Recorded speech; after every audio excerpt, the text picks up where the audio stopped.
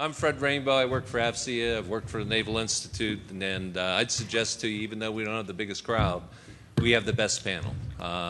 You've heard from all the folks about the challenges and the problems and all that. None of them, so far that you've heard from, are going to be around to provide the solutions. These guys are going to provide the solutions. And we have a wonderful moderator in Jim Zortman. He was head of Naval Aviation for a number of years. Great aviator. He's now with Northrop Grumman. And as I mentioned to him, we're not going to do a whole lot on an introduction because we steal the time from the people that are going to be providing the solutions. So I'll be back up here in about an hour. So it's over to you, Jim. Okay. Fred, thanks. As usual, you've done a great job in setting us up tone and time-wise. I share Fred's excitement in saying that this is the most important panel that's going to take place at AFCEA. And I say that not facetiously, I say that very seriously, because sitting in front of you are the guys, in this case it's all guys, it very well could have been some of the great female officers we got, but they're the ones that have carried the heavy load.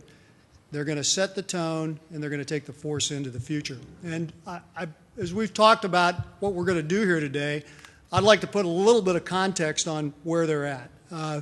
For the first time ever, we are coming out of an extended conflict, and we're going to reset the force out of an all-volunteer force posture.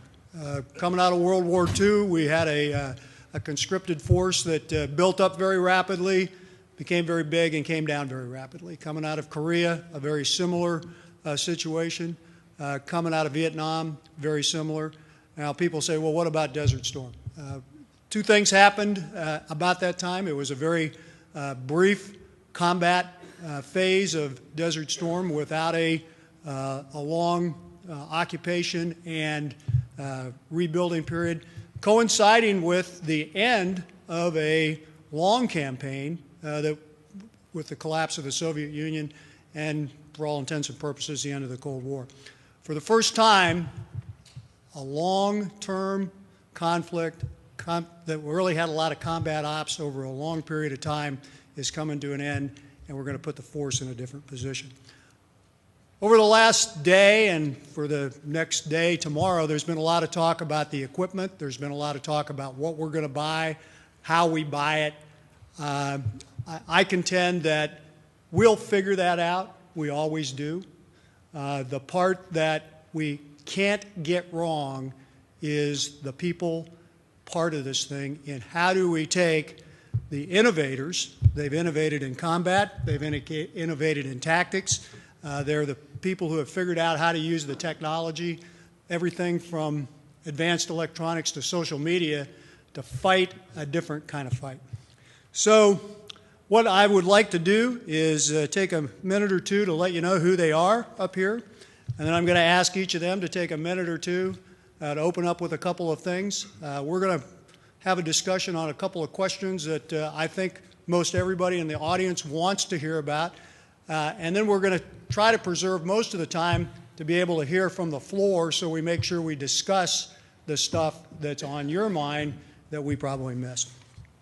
So I'll start out with, right here to my right, Lieutenant Dave Dukas. He's a SEAL. Enlisted in the Navy in 1990 he's a California guy. Lived in Southern California, later made his way up to Northern California. He spent 9 years on the teams as an enlisted SEAL. In 1999, he had the chance to get selected for the Seaman to Admiral program. Went right up the street here to USD, went to college as part of that. I'll give you a date here. He started in 99 and he finished in 2003. You notice that's somewhat less than 4 years, and it was probably a little less than 3 years. 9/11 happened, and he said, I got to get back to the teams.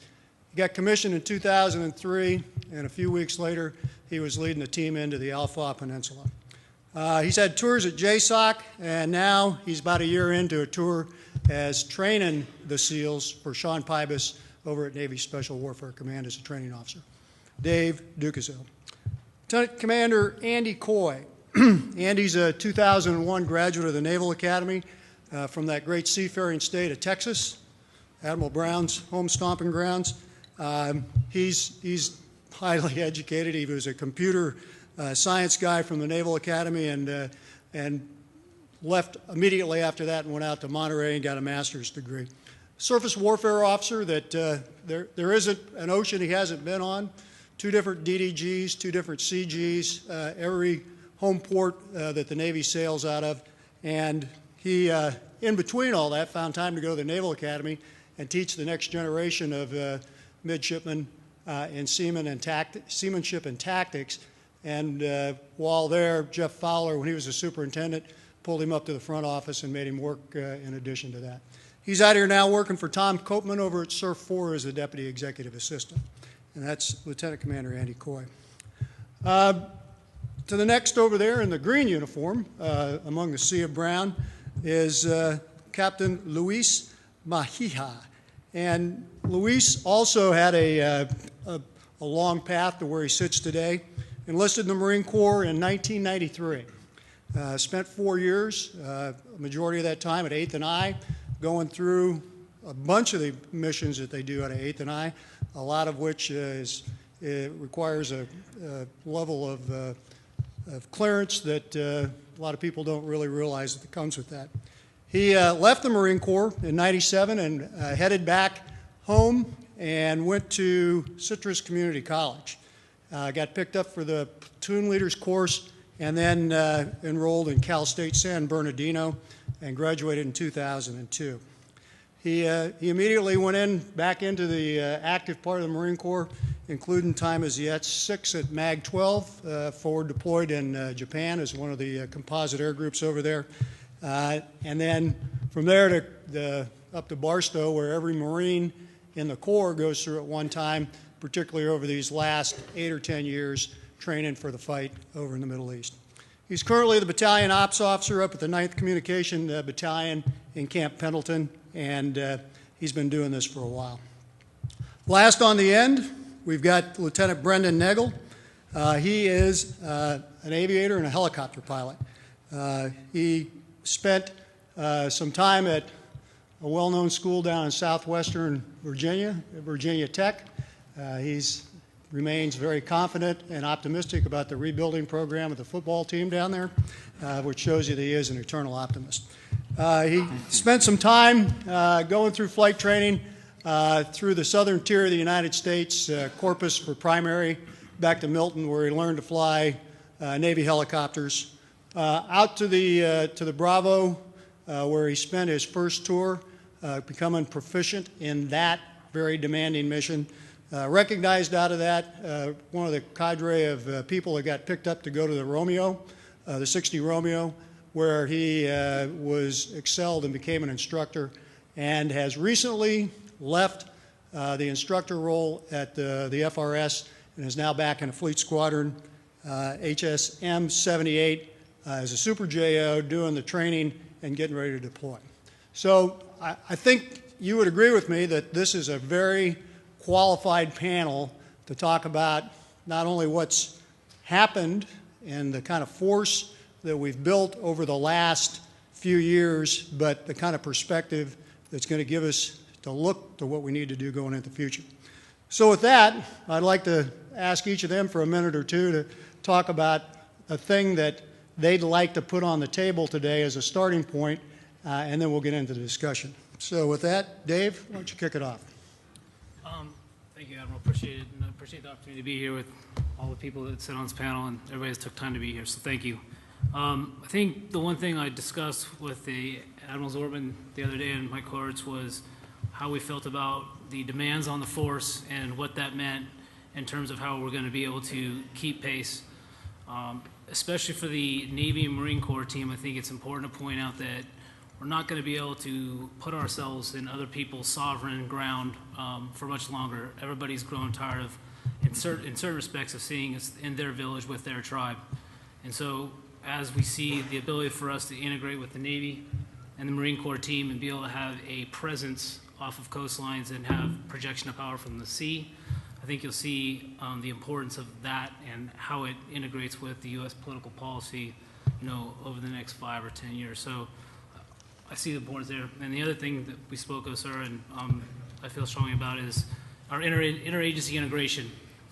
And what I mean by that is, as we move off the battlefields and move on to ships, we'll also see ourselves integrate with country teams, U.S. embassies, and our partners across the globe, being able to understand what it means to be a DoD guy from the perspective of an ambassador or a country team is something I think it's going to be important to all of us as we move forward. So. Okay, great. Thanks, Dave. Yes, sir. Andy. Yes, thanks to AFCEA and to the Naval Institute for this panel and for the opportunity to share my thoughts with my colleagues here.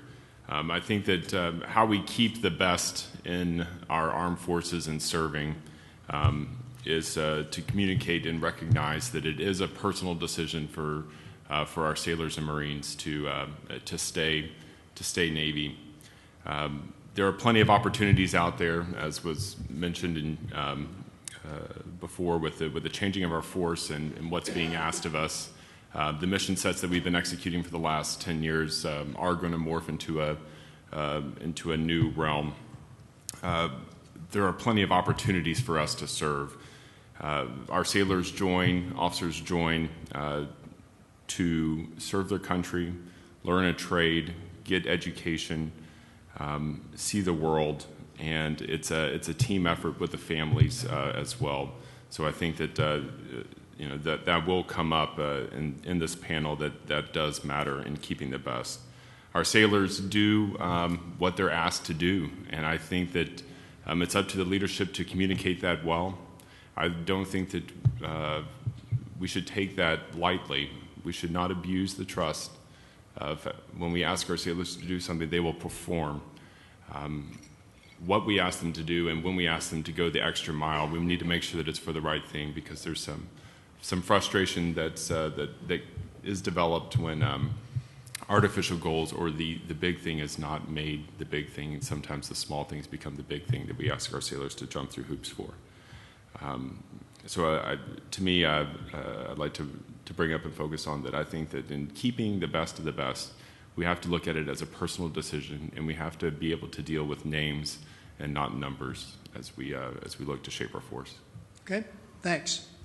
Luis. Yes, and keeping with the best of the best theme for this panel, pretty much I believe that military service, specifically the Marine Corps, has provided ample opportunities for those who wish to excel and exceed to go down various venues and paths for their careers. I believe the biggest thing that would contribute in keeping the best of the best or the brightest is that balance between military service and family time. It takes a lot of good time to be a good Marine and be a good unit, but it also takes an equal amount of time to be a good spouse, father, and or mother. And finding the correct balance, not to overburden the family front with military missions, but at the same time not alleviate any of our obligations and duties to military service, is a very fine line, and one that must always be watched, because if not, you'll lose the families. And when you lose the families, you lose the servicemen. And that's all I have right now. Thank you. Brendan. I wanted to lead off by thanking Admiral Zortman and the USNI for hosting this. I can think of a number of militaries around the world who wouldn't even entertain the idea of an open panel such as this. Also want to say that I'm happy to be here, and I hope to be as direct and straightforward with my answers as possible, largely because no one from my chain of command is here, and I can't be held accountable. I'll be speaking from a history of expeditionary warfare, a construct where a lot of leadership lies with the O4, and that trickles down from the O3s down to the E1. I'll be addressing some shortcomings that I witnessed as a division officer in that construct, as well as the upcoming construct that goes by the name of CONOPS, where we have a 2 Series H-60 Navy deploying on the carrier. And lastly, I wanted to address some of the sentiments shared by my peers. Most aviators these days are serving an 8-year contract that starts ticking upon winging. So therefore, flight school typically takes about 2 years, then an 8-year contract following that, 10 years of service, and most of my peers are coming up on that expiration date, some of whom are very unfortunately departing the service. So I hope to address some of those reasons and some of those causes for concern. Okay, Where I'd like to start out is there's a time of great uncertainty, and that's been one of the topics that's really been rampant probably on the floor in the sessions and just in the industry and in the military. I'd like to ask the panel to go, okay, how does that go over? So if we're really going to keep the best, and we're going into a time where there's going to be less money and no lessening in demand, there's going to be some good and there's going to be some bad. Can you talk about is it better to go, well, we're not sure, could be good, could be bad, or is it better to go out and talk about, hey, here's the bad that's coming. Understand it. Here's how we're going to deal with it, and here's why it's important to deal with it. Can you talk about straight talk and the importance of straight talk and making sure that we have the kind of force going forward that's ready for that? I'll start off. I think that the honest communication that you speak of, Admiral, is what our sailors and Officer Corps needs to hear from the leadership. I don't think that we can honestly go forward into this period of potential drawdown, doing more with less, and expect the same results without, coming at an enormous human tax. I think that our folks will respond, but we have to be realistic with our goals because everyone wants to be part of a winning team. Everyone wants to succeed, have professional development and a way forward. But if we need to be honest with that, and if we empower our leadership teams with the correct information, with the honest assessment, I think that helps with the expectation management of what our real goals are and what's achievable. So, frank discussions need to happen, and to me, it should be as open as possible. Okay. I think the frank discussions are going to happen whether or not the leadership wants them to. This day and age, the information is out there, the intelligence is there for even the most junior sailor to draw his own conclusions. I don't believe the wool is over anyone's eyes these days. Therefore, it's the impetus lies with the leadership to go ahead and meet that challenge, meet that need for discussion before those who were leading come up to us and require it of us. We need to beat them to the punch and address those concerns. And at the 03 level, I know that's my expectation from department heads and front offices that the concerns that are affecting the Navy at large are addressed at the squadron level so that we're all in the know and so that there are no surprises. And I think you're right, but I heard a second-class petty officer ask about what a continuing resolution means for their ship. And if a second-class petty officer is using, Washington lingo for budgets, that one highlights the education level of our force, but also how relevant and prevalent the information is, and the fact that the second-class petty officer is concerned, I think, also speaks to the truth of if we share this information and be honest up front about it, our force wants to know. Go ahead, Louise. Based upon what our missions come down and what is given to us, I believe ensuring to have a clarity of our missions and priorities, and also ensuring that those of us that operate at the operational level who do a lot of the planning, ensure that the conditions of success are there, so the junior officers know that whatever missions we're given, that we are able to succeed within that it's not an overtax or a burden based upon our finite resources. As long as they see that, it'll prevent them from being disenfranchised with their leadership, and they'll know that we continue to move on. I think, lastly, sir, if I may, one thing that's definitely changed the world in the last 10, 11 years, and specifically what I mean by that is expectation management. The person that joined in early 2002 or early 2003, they knew they were signing up for a different kind of war, and one that was much more kinetic in nature. I think now we need to be prepared to explain to those who are about to join, who have just recently joined, and who are getting milestones in their career. This is not so much going to be a kinetic war as it has been over the last 10 years.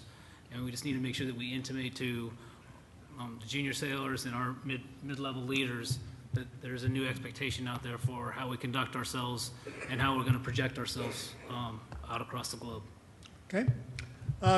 Is the war as unwound over the last nearly a dozen years now, there's been a lot of innovation on the battlefield. There's been a lot of young leaders out there. Everybody from the young E3 or that's out on a point someplace by himself to the E5 or E6 that's leading a team, maybe a long ways from any help, to the JOs that are leading them and having to make decisions. As the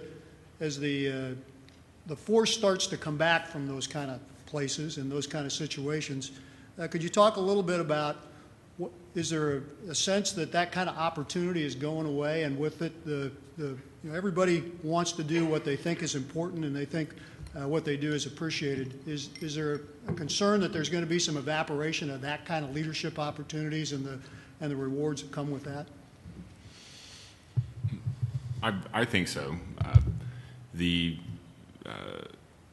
skill sets and the mission sets that we train for prior to a traditional surface deployment. You get in a ship, you go over and you train for anti-piracy missions, boarding operations, air defense, surface defense.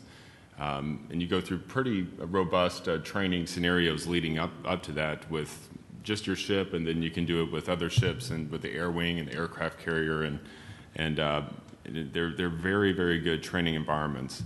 And when a deployment happens and you come back and you've never used those skill sets, you could argue and say that was a successful deployment. That we did not have to employ the art of war on someone else, and but there is an expectation management, one that we went out there for 7 months and came back and we didn't do anything, and it's hard to communicate that to the sailors inside the ship that aren't as read into why we're over there, for contingency operations.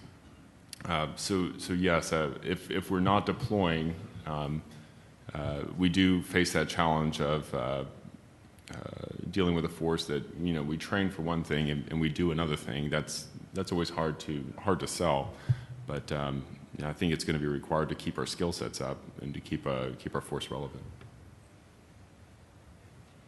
That may be a push-pull effect within my community, the communications community in the Marine Corps.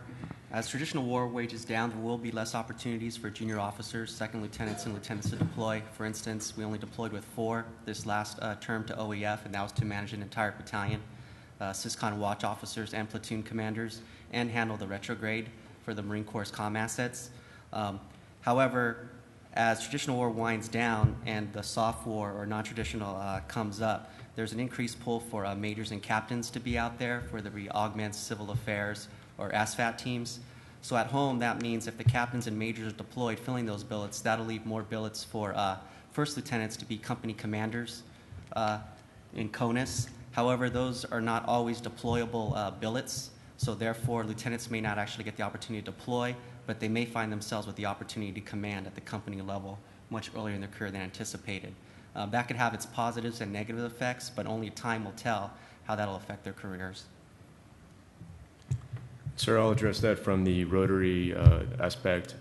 With some of the events worldwide, as well as those in D.C., some are concerned that after 2 years of flight school, about a 10-month FRS and a 6 to 12-month FTRP in preparation for a CAG deployment, that we're not going to see any opportunities to capitalize on the training that we've received. It is a long, arduous road to get to that point where you're able to contribute in a meaningful way. And if we feel or suspect that those opportunities won't be provided to us, there's a certain dissatisfaction, a certain taste that's left in the mouth when we return from deployment. And fast forwarding down a number of years, that's where some of my peers are right now with that sentiment, and that's the cause for their consideration in getting out and looking to other venues, because they just never had the opportunity to capitalize on those years of training, those hours spent in the simulator. It was never provided for one reason or another, but that has certainly left a certain distaste with some of my peers. One of the things that the topic here was, how do you keep the best of the best? How do you force shape to do that? And it's a volunteer force, so we have to convince people that they want to stay. Part of that is there's going to be a certain amount of people that can stay, and then there's going to have to be some choices about who goes. Any thoughts from you all about how those kind of decisions need to be made? In other words, we can do great about convincing the best to stay, but at some point we're going to have to decide who does go.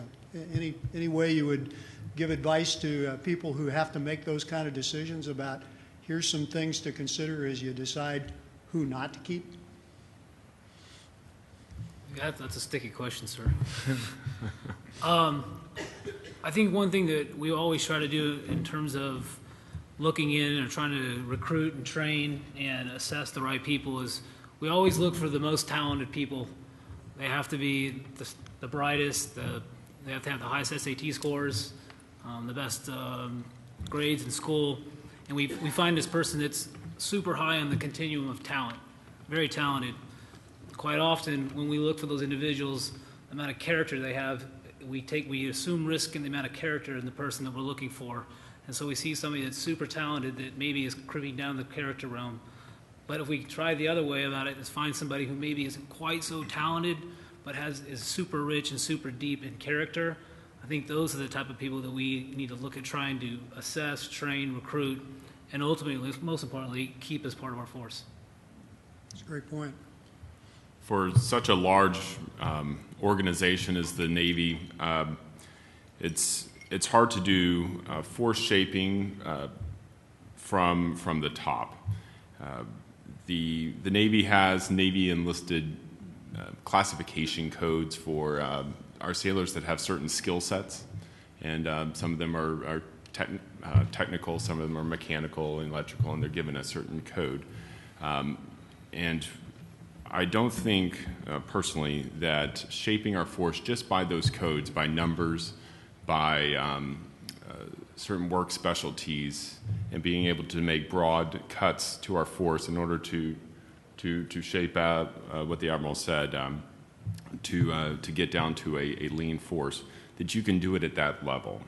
I think that it is personal. I think that if we do have to reduce our force, the commanders at the ship level, at the unit level, have the best knowledge of the performance of all the factors that goes into making that unit successful. I think that those that are closest to their people have the highest situational awareness about their family, about their contributions, because they might not just be on paper. There could be the intangible ones that make that organization run. So in order to keep the best, to me, it has to be about names and not about numbers. It can't be a code on a billet, but we are good enough. We are good enough with people to understand that it does come down to names. Overall, within the Marine Corps, I believe our performance evaluation system does a pretty good job. I'm split 50-50 on the enlisted side, because oftentimes I see those that are retained. I know that Marine deserves to be retained. He does need to be promoted. However, oftentimes I see enlisted Marines passed over, and it leaves me wondering why. There can be very many reasons for that I don't understand. Previous performance, previous duty stations, something that I'm completely unaware about. However, I'm 50-50 on the enlisted side. On the officer side, based upon the lieutenants that I've now seen observed, or have been around, I believe it's pretty much spot on about the officers who the Marine Corps has decided not to retain or career designate compared to those it has been, in my opinion, been pretty much spot on by the boards of the Marine Corps. The hardest part has been when we've chosen to retain some of those officers and career designate, and they have those conversations with me that they intend to resign their commission. That becomes a completely different leadership challenge in addressing that officer and advising him of his potential of future military service and why he wants to leave the military service and what are the reasons behind that, and then addressing those issues. I've known of a few department heads who were relieved just prior to getting underway with the helicopter detachment or while underway with the helicopter detachment. Some of the traits that these folks shared included a history of ticket punching. And I believe that's an atmosphere that has been pervasive where at risk of taking someone out of the cockpit and perfecting his or her trade craft.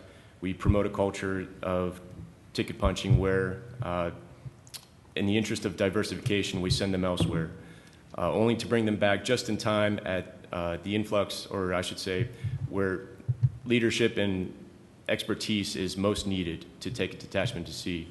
I would say that also a number of these folks shared a history of sustained inferior performance. It is difficult and it is uncomfortable for a front office or a wing to take the initiative and take corrective action. It's easier to, as they say, kick the can and let it be a problem for someone down the road. I've seen this time and time again, and it's resulted in a lot of heartache and a lot of distrust from the enlisted and junior officer levels.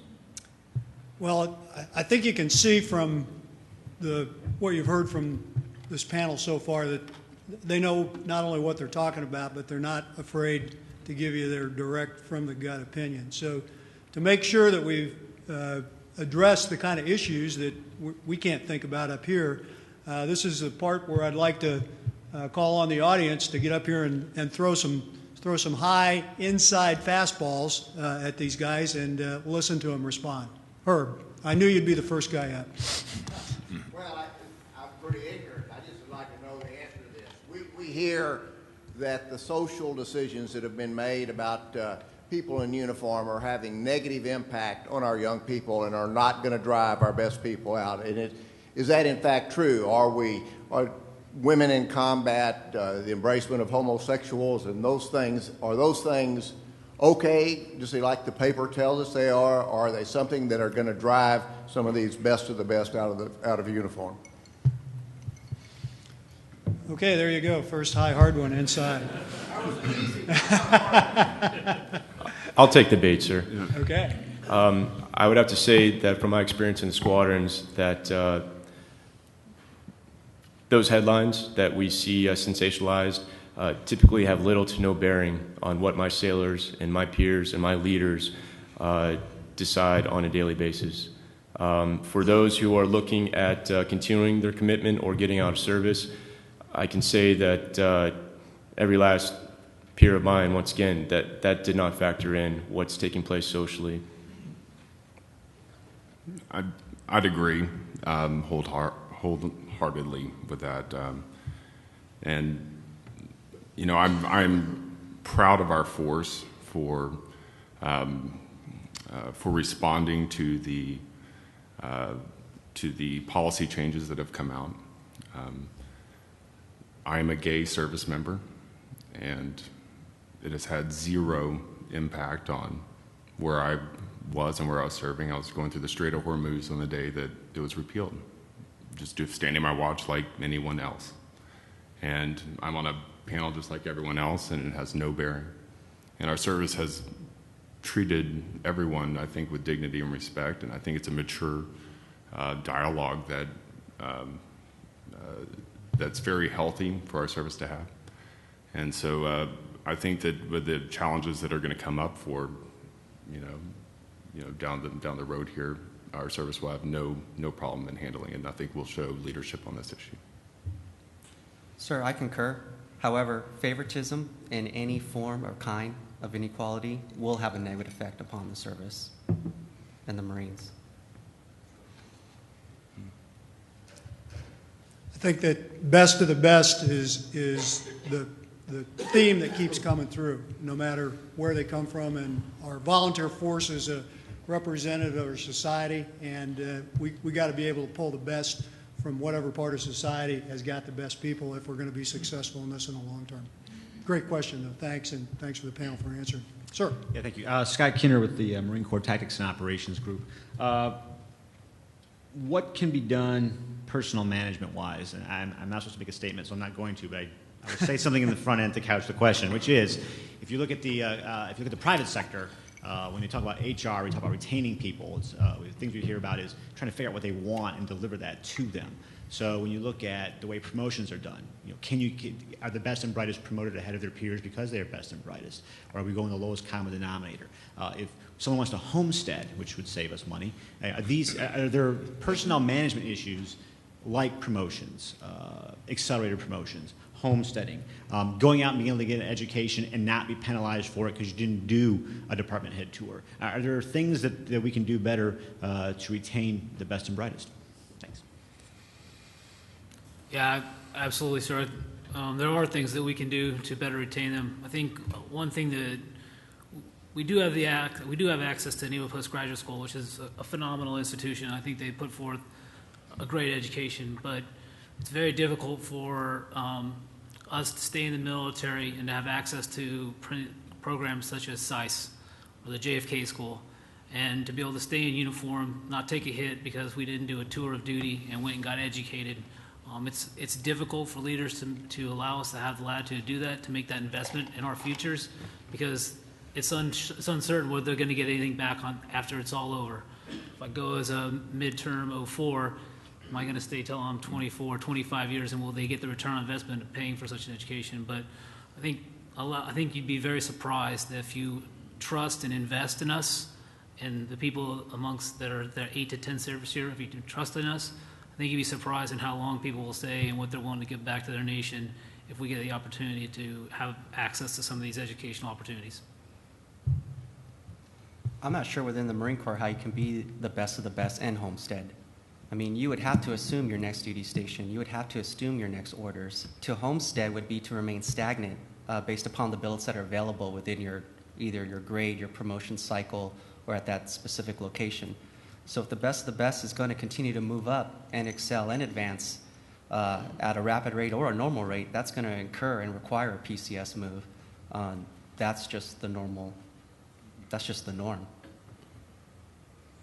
I'm not sure as an organization. I've moved 11 times in 10 years, and I don't know if that makes me better than someone who's moved 3 times in 11 years, and what that has to play into my skill sets. I think that yes, someone that moves a lot, is exposed to more fleets, more areas of operations. But then again, I haven't spent 10 years in one fleet becoming maybe an expert in that fleet. So I think that it is a trade-off. I think it should be a part of the discussion, but I think what you do in those areas of concentration as far as where you live, I think that matters more. Okay, sir. Good afternoon, Admiral. Captain Greg Keithland, the Deputy Commodore at Strike Fighter Wing Pacific. Just to put it in perspective, all the West Coast F-18s are in Lemoore. That's 19 squadrons, including those in Japan, plus tenant squadrons. So I think I can give you a little bit of data from the trenches where we're coming from. So if you bear with me, I want to make a couple comments. I'm too old to throw you a fastball, so I'm going to throw a couple Tim Wakefield curveballs at you, or knuckleballs, if you will. We've got a problem. And so my first knuckleball is to you, industry. We need some help. Namely, the technology is neat, but it's difficult to manage. We need your help in getting this back in the box. Because what this has done is create keyboard leaders. We are leading through keyboards. As we develop technologies for war fighting, let's not forget the war fighter, and that's namely the human condition. And I think the panel will probably back me up on this. Talk to any officer and talk to any maintainer, and they'll tell you they just want to do their job. But we get tasked with so much external issues, if you will. There's other words or adjectives you can use. It becomes a problem.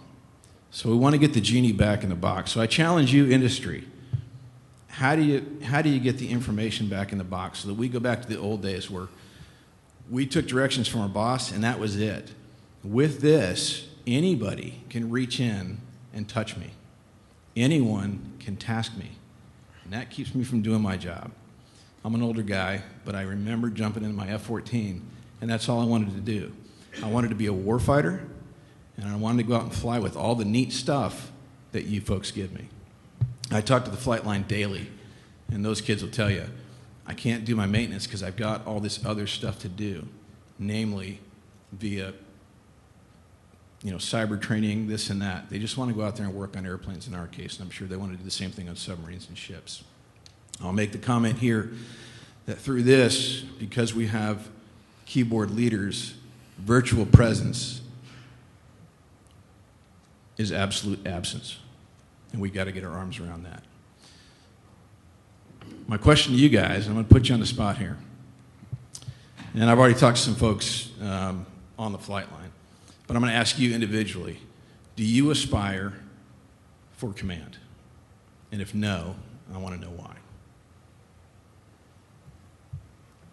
I think I'm too old, sir. Just kidding. Yeah, of course I aspire for command. Why else would anybody sign up to be a naval officer? You want to have the opportunity to be in charge of something, to lead people, to have effect.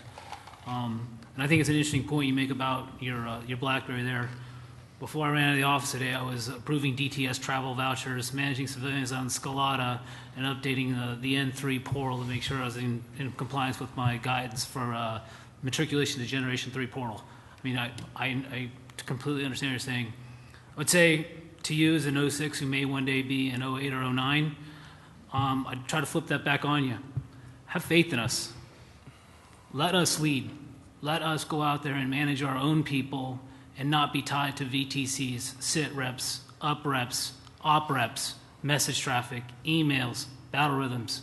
Let us go out there and give us a mission and let us execute. Thank you, sir.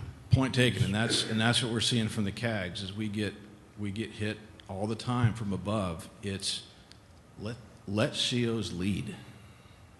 Get out of our lives and let us do what we're supposed to do. Let you folks lead as well as the chiefs. Short answer, yes, on the first question. And for technology, because you have it doesn't mean that we employ it correctly. And I think that we have technology that is more of a hindrance than helpful. I also think that technology also has a place, and some innovation and creative minds need to apply it correctly. So I do think that it's a fantastic tool. Sometimes we use it to our detriment. To answer your first question, yes, sir. And on your statement or comment, I would say yes as well. And however, I do watch my battalion commander very closely and his commander very closely, and as well as the MEF-G6 very closely.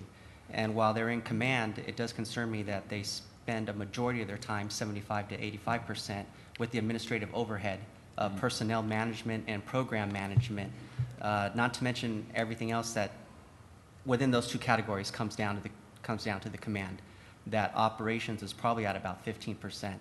So while I negotiate that as the battalion operations officer with my battalion commander, and he is the decision maker, however, command is more taking care of people based upon the programs of the Marine Corps, not necessarily operational focused. And I watch that very closely, and but I still want command, yes, sir. Sir, to answer your first question, no. And that's a painful thing to say, considering that I'm working for a skipper who I consider one of the best skippers I've known. I would have to say that that's due in large part to the fact that even at this level, even at the 03 level, I'm experiencing a great deal of bureaucracy that gets in the way of my warfighting, as you'd say, sir, and my ability to lead, because my hands are tied by mountains of paperwork. And I know that there are members of this audience well above my pay grade who are laughing, thinking that it's only going to get worse. And I think that's just the God's honest truth. I look at my skipper, and what makes him happiest is our sailors and our aircraft. However, it feels as though that the red tape of bureaucracy typically gets in his way. And as of right now, I have no aspirations to share in that with him. If I were to have my way, once again, it would all be about my sailors and my competence as a pilot. That would be my daily focus. That would be my daily grind. I realize that's a pipe dream, but that's definitely the most significant reason for my having no desire to command, sir. Yeah, appreciate And that. I'll answer part of your question is from an industry standpoint, and that is the equivalent of a commander in industry is a program manager. They have team leaders that work for them that are the equivalent of these guys, guys at the lieutenant commander, captain, major level.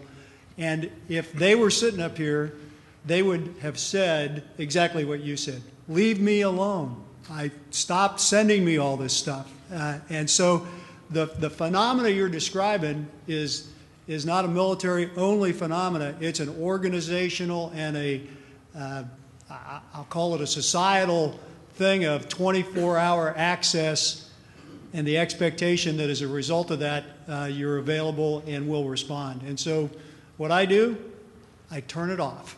And it's amazing what you can get done when you turn the darn thing off. And amazingly enough, when you turn it back on, the world, every time I've done it so far, hasn't ended. So I use that as kind of the industry answer to what you asked for. But it's a good question. Thanks. When I get up to speed on I-5, I have a tendency to want to throw this thing out the window, so maybe I'll do that today. There's somebody waiting, and I know you're going to tell me to shut up. I'll leave you with this, and just an observation, and you need to know this. And this is data from the trenches. We have data, but I don't believe we have the information. But I'll tell you, there are 2 CAGs that are going to retire off their CAG tour. There are 4 COs that are going to retire off their CO tour. That troubles me because I've never seen that before. So we have an issue. And so left unchecked, I think this is, as you alluded to earlier, the most important brief of this conference. This room ought to be packed because as we look at warfighting technology, don't forget about the warfighter. And you, industry, have a part with that. We need some help from you because left unchecked, you'll do this 2 years from now, and it won't be the best of the best. It'll be the best of what's left. So, thanks, Ed. Okay. Hi, Peter Frischak from Nokia. I have a question about training transferability. For example, is there something that could be done so that a corpsman can go more directly to a civilian EMT job without having a civilian retrain, that the credentials would transfer? And is that something that would help retain people in the forces? Because I know that they'd have that move out to the civilian world. It may be a double-edged sword. It may be something that if you get equivalent certification with your trade, if it's working on electronics or it's working with, as you said, a corpsman, you're able to be an EMT or ambulance driver. It does open up the opportunities for when those windows come for our sailors to make that decision of should I stay in or get out. It's an easier off-ramp. I think that we've tried it in the maritime community with getting Coast Guard approval and licenses so that we're able to transfer there. So I think it would be more helpful in bringing folks in because they're coming in for a skill set for education and they have something to show for themselves that actually translates into the civilian world. So just my initial take would it really help with the accession. If we don't get it correctly, it may become a double-edged sword from Navy's perspective. It's a huge win for that sailor, I think. I can't speak for corpsmen, but for the communications community, for the Marine Corps, we currently use the civilian standards to train and certify our personnel. Now, it is possible that some would take some introductory or preliminary training and move on. That is a small risk.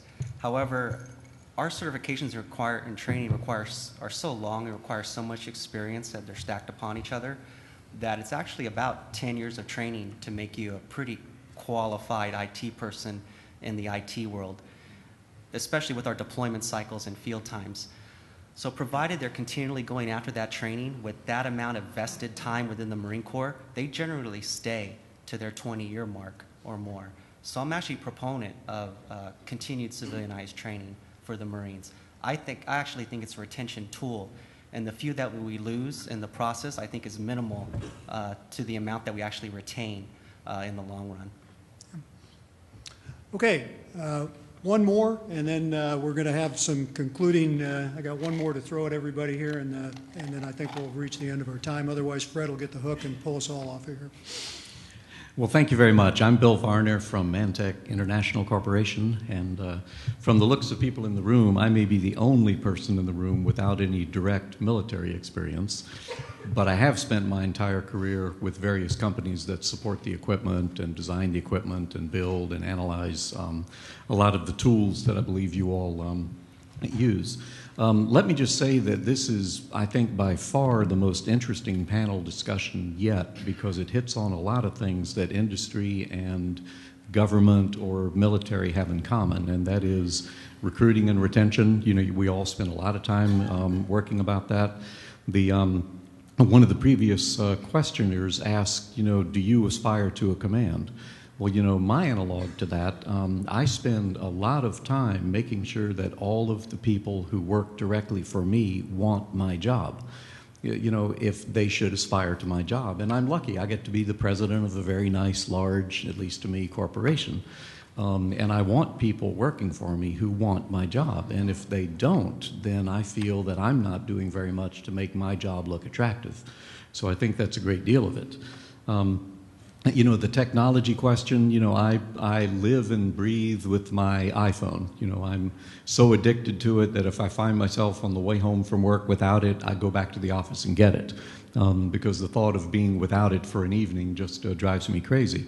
The good side, though, is that I am probably 10 dB more efficient than I was without this instant immediate connectivity. So I feel that it lets me leverage and multiply all the things that I can do by being in communication all the time. And there are times when you turn it off, but I feel that I'm able to do a lot.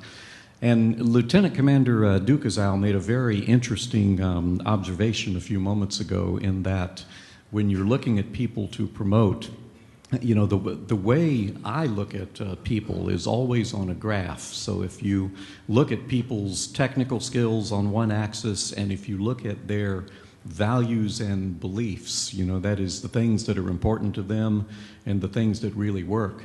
It's the people who have the set of values and beliefs that match what your organization is trying to do that you want to keep. You know, you can have the sharpest, most technically skilled people in the world, but if they're not a match to your organization, in the long run, it's absolutely the wrong thing to go.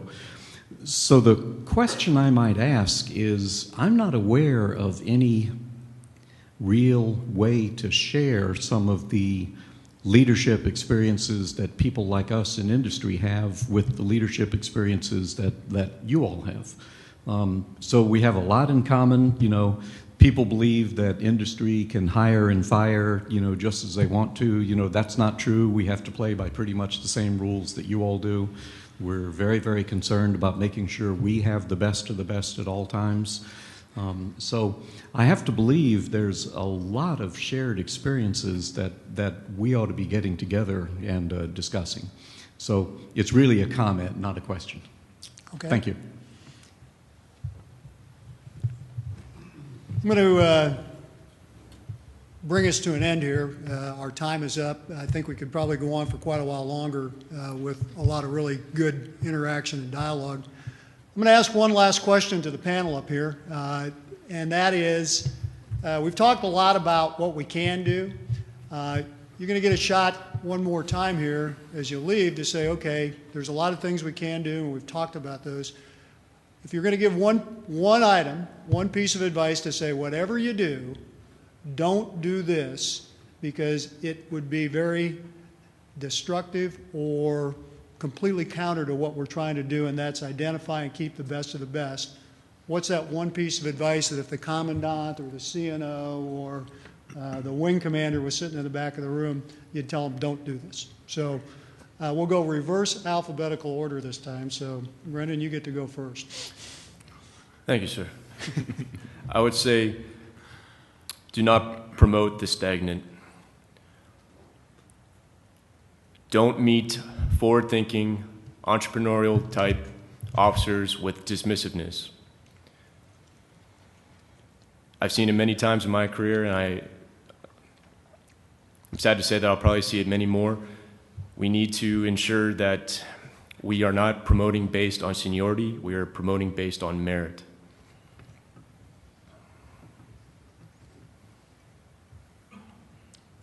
Luis. Don't inhibit the passionate.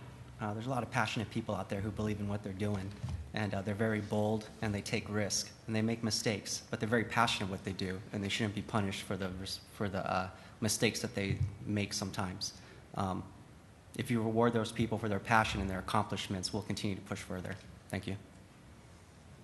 And like to echo my comments before about I think that we'd be kidding ourselves as a force if we think that our check box for the colleague said that looks outstanding on paper. Sometimes the guy that's had the school of hard knocks or who's learned from a mistake is the one that you want, and it might not be captured in the right metric that's being tracked somewhere from up above, whether it's a code or a fit rep or whatnot. So I really believe that the best is personal. I think that the Navy can get it by name, and I believe that if we want to keep the merit base, you're going to hear the names, and you're going to want that person in that job, and I think that we can do that. So I would not, to answer your question, Admiral, we can't force shape from the top. Thank you, sir. I think I'm going to pull back on some of my other comments is choose people and promote people based on their character and who they show themselves to be, not based on empirical data or scores on some test. And slightly less important, but also equally as important is assume risk as leaders, and when people make mistakes, show them that it's okay to have made a mistake so long as it was grounded in the right ways. Thank you, sir. Well, I'll tell you, I'm knew I was heartened, and I'm even more heartened about the future of the force. This is a representative sample of what's out there. It's in great hands, and if we do it the right way, it's possible to screw it up, but if we listen to what these guys and the guys like them are saying, we'll be just fine. I'd like to thank the panel. I'd like to thank everybody that's here, and Fred, back over to you. Thank you.